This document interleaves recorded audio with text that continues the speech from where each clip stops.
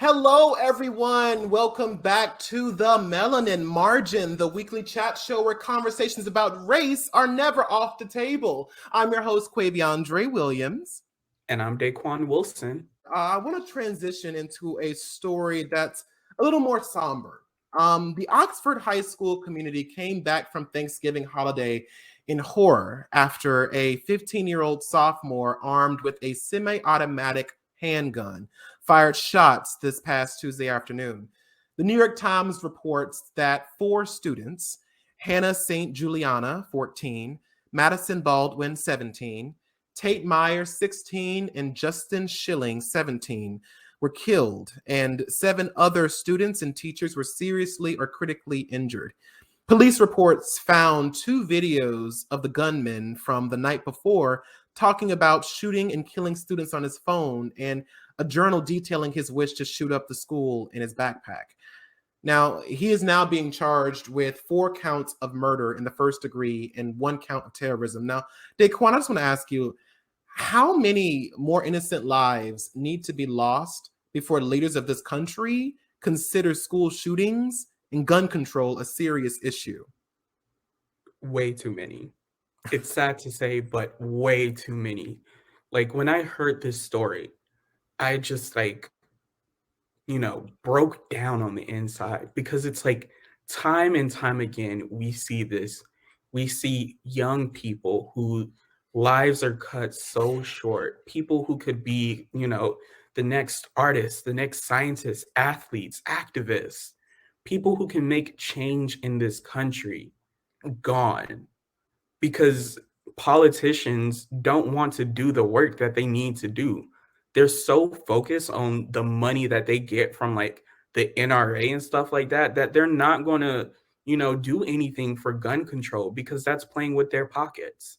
And it's sickening because we see this so many times. Like I think I was reading that Education Week reported that in 2021 there's been like 38 school shootings, a year where, a lot of schools were either remote or hybrid or like some type of in person, 38 school shootings. And in 2021, like the first 200 days, there was over 131 mass shootings across this country. It is ridiculous the ways that people can just like have these weapons and do all of these things to hurt others. And politicians will just be like, our thoughts and prayers are with the community. Mm-hmm. At the end of the day, thoughts and prayers ain't going to change shit. Thoughts and prayers ain't going to bring back the lives who were lost. Thoughts and prayers is not going to do anything to prevent things like this in the future.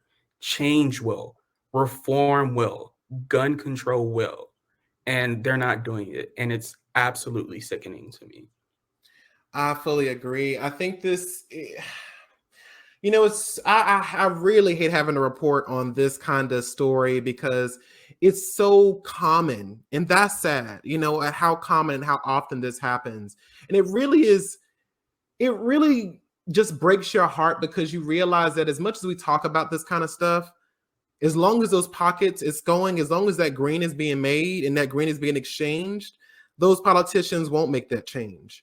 The crazy part is I don't even know what to do anymore. Like, I don't know what we have.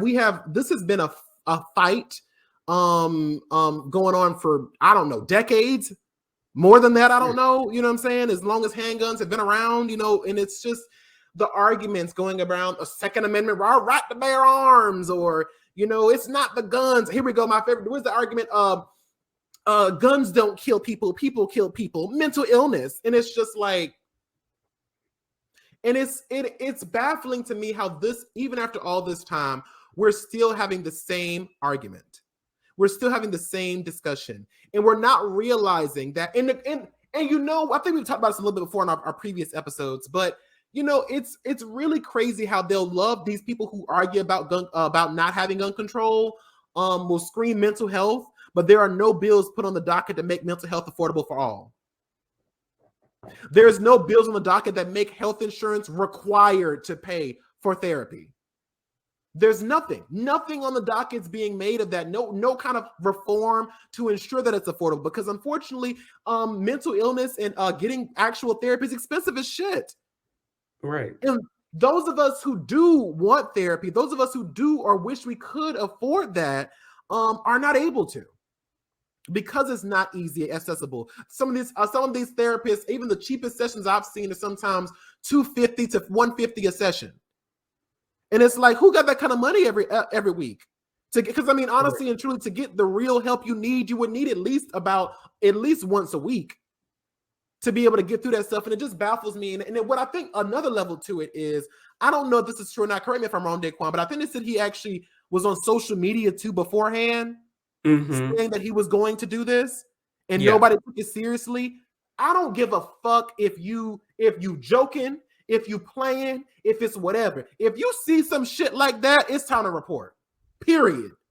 And I think we learned about this. I've learned about this in psychology class. That bystander effect idea, where it's like somebody will do it, somebody will report them, and then eventually, if somebody, nobody does it, because they all think that somebody else is going to do something about it. And it's like, I think that we're in a state where I think that we don't take those kinds of threats seriously. If somebody is threatening bodily harm to someone, I've learned this in therapy. If you say that you're going to go and hurt someone, the therapist is legally obligated, regardless of how you meant to say it, or whatever you meant to, or whatever you might have just been talking and clan or kikiing. If you say that you're going to commit a grievous action against someone, they will report you. Yeah. They will put you on a cycle. They will call the police. If you say I'm going to kill someone, they're not going to be like, oh, they're just talking through some issues. No, they're going to report you. And so I don't understand why we're not enforcing that in schools, to say, if you see something, say something. If you see something, report something. Even if you don't think even if it doesn't turn out to be anything super serious, you still report it. And if you don't want to, even make it one of those anonymous lines, you know what I'm saying? And that can be problematic in its own way, because, white people might take that and do that, whatever. But I think that there needs to be something to be able to see that. And on top of that too, we're still not really cracking down on bullying.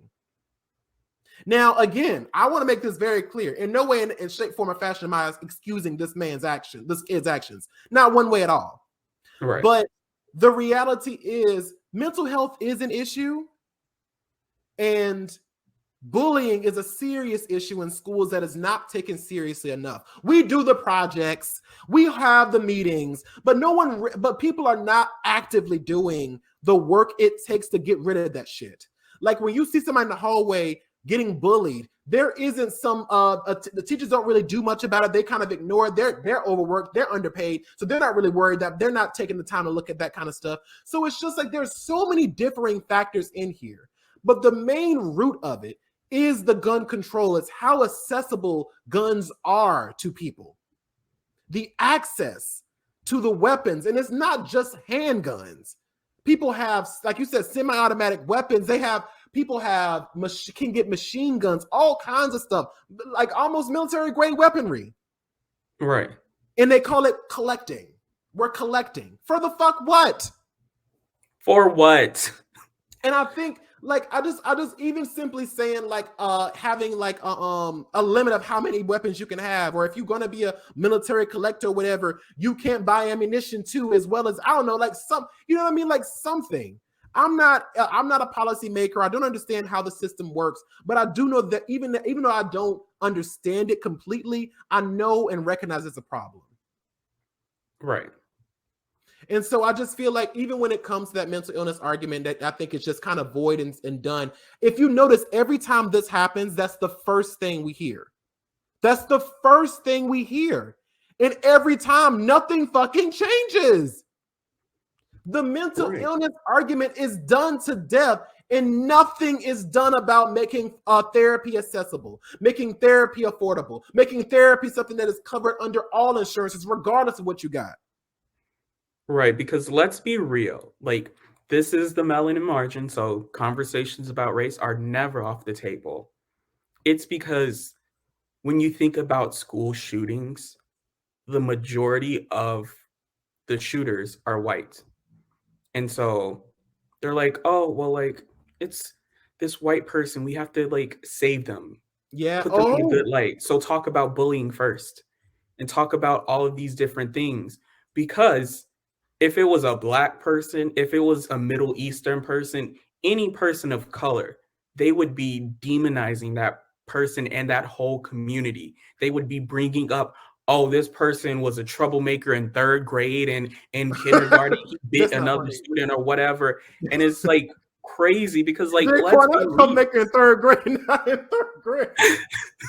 But I see what No, you're saying. because I get what it's you're saying. true. Yeah. Like, even as the reporting goes on this case, a lot of the times you will see this person, the shooter, the gunman, they would show like elementary school photos of this person. This person is in high school. There are updated photos. This person is being tried as an adult. Yet still, we're still babying this person by creating this image. And so it's one of these frustrating things. Like, let's be real. Like, if it was any other race doing school shootings, SWAT teams would be sent in. It would be all different types of things to put this under control. But it's white people coming from conservative backgrounds. Like, the mother has all of these different conservative Trump supporting posts. So like, when you come from a place that supports so much hate, it's not surprising that you would have hate in your heart and be able to do something like this. Daquon, I am so glad you brought that up because I mean the racial undertone of this whole thing, and I mean, just when you brought it up, that really just brought things into perspective too. Because reality is, I didn't even notice the fact that when it's school shootings and it's white people involved, mental health is the first thing they talk about. But let it be a black person, and it's monsters, demonizing. The first thing that came up with just now, where you were talking, was the killing of Ma'Khia Bryant. Mm-hmm.